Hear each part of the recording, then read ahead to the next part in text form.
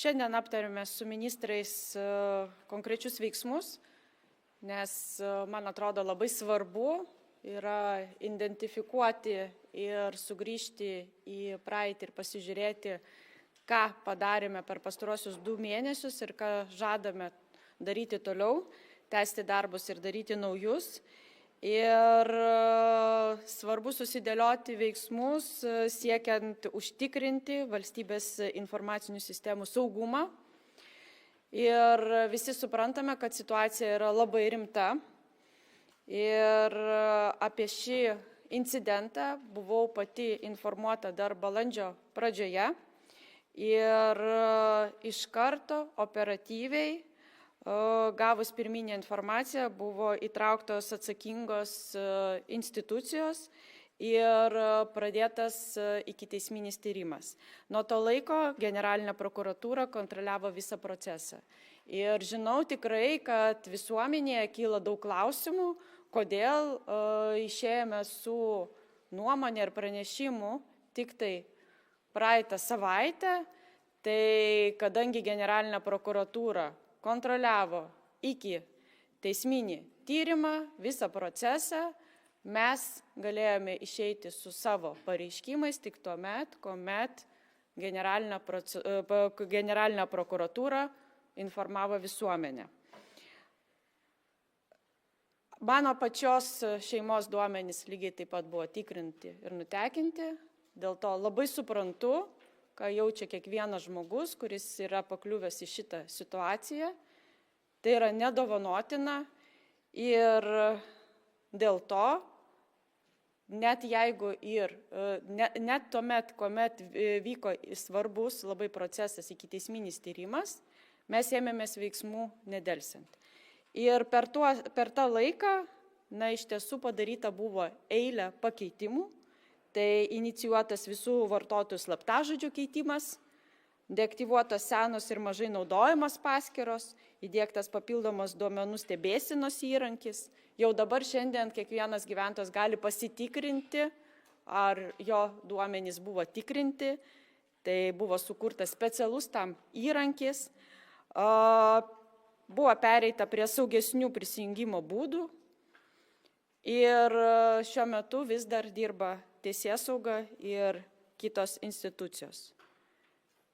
Reikia taip pat pažymėti, kad per šitą laikotarpį, dar praeitais metais, lapkričio mėnesį, buvo skirta 12 milijonų eurų kibernetiniam saugumui užtikrinti. Ir vakar išėjo iš vyriausybės pavedimas tiek registrų centrui ir kitoms suinteresuotom institucijom paaiškinti, kaip buvo panaudoti 12 milijonų eurų, nes mūsų vyriausybė iš karto atėjo su aiškiais tikslais ir aiškiais lūkesčiais. Kibernetinis saugumas yra vienas iš prioritetų. Ir jeigu kalbame apie gynybą, tai gynyba yra ne tik karinė parengtis, bet lygiai taip pat ir dezinformacijos kontrolė ir kibernetinis saugumas. Dėl to tam buvo nemažai padaryta priemonių. 12 milijonų skirta iš ekonomikos ir inovacijos ministerijos. Lygiai taip pat Nacionalinis kibernetinio saugumo centras perdavė įrangos už 2,4 milijonus.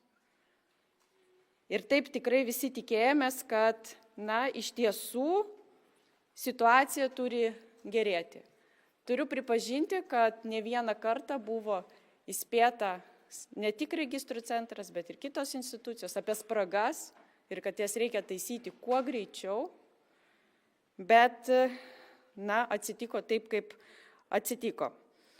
Ir šiandien, man atrodo, labai svarbu kalbėti, kaip mes galime dar labiau pagreitinti konkrečius darbus ir veiksmus, kad ateityje šitie incidentai nesikartotų.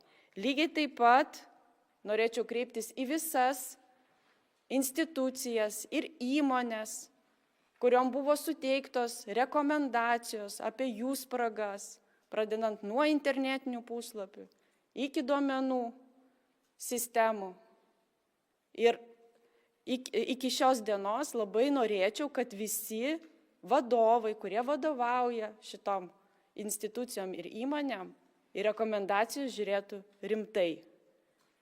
Dabar jau matome, kaip gali atsitikti, kai rekomendacijos nugula į stalčių. Tai trumpai turbūt tiek, bet labai norėčiau, kad ir ministrai apie konkretų veiksmų planą pagal savo sritis tikrai ateitų pasisakyti.